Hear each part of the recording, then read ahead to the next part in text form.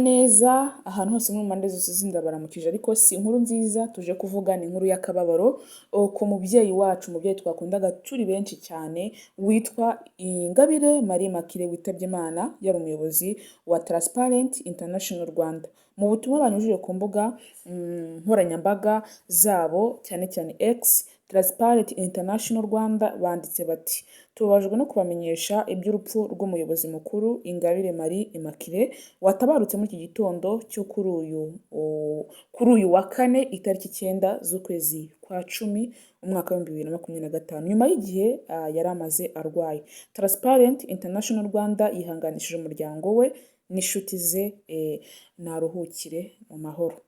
Iryo ni itangazo Transparent yagishije ku rubuga rwa X, cyane twakundaga twita X.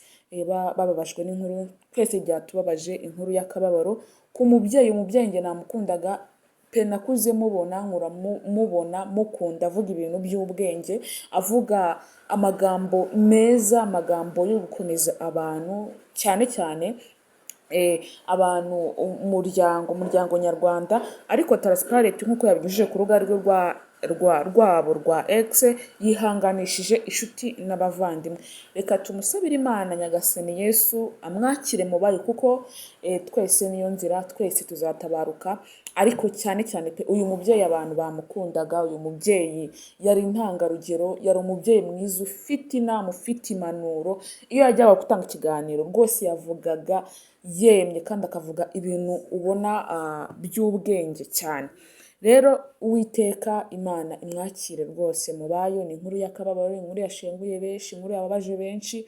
Uyu mubyeyi abana bato baramuzi, abamama baramuzi, abapapa baramuzi, abasore inkumi baramuzi, bitewe n'uburyo ngewe nihereho. Uyu mubyeyi najyaga mubona atanga ibiganiro bigiye bitandukanye ku mateleviziyo agiye atandukanye, rwose akavuga ibintu ukabona bye, kavuga ati bye, ariko ibyiza yakoze biramuherekeza, kuko ibyiza umuntu aba yarakoze tugomba kubivuga. Uyu mubyeyi rero yari intangarugero, ni umwe mu banyarwanda bari bafite uzi ubwenge, ni umwe mu babyeyi, ni umwe mu bayobozi u Rwanda rwari rufite uzi ubwenge. Baravuga ngo intwari irasinziriye, intwari ntago iba ipfuye. Rero intwari yacu iratashye, nta kundi twihanganishije umuryango, inshuti n'abavandimwe muri rusange, kuko mu isi niko bimera. Mu isi dufashe igihe mu ntambara, urarwara, ukabura inshuti, ukabura umubyeyi, ukabura abavandimwe, ariko twasanze mu isi ari ugukora ibyiza. Ibyiza kuko nibyo biguherekeza, ibyiza nibyo bikwambutsa umusozi n'ubundi uba ugiye kunyuramo, nibyo biguherekeza.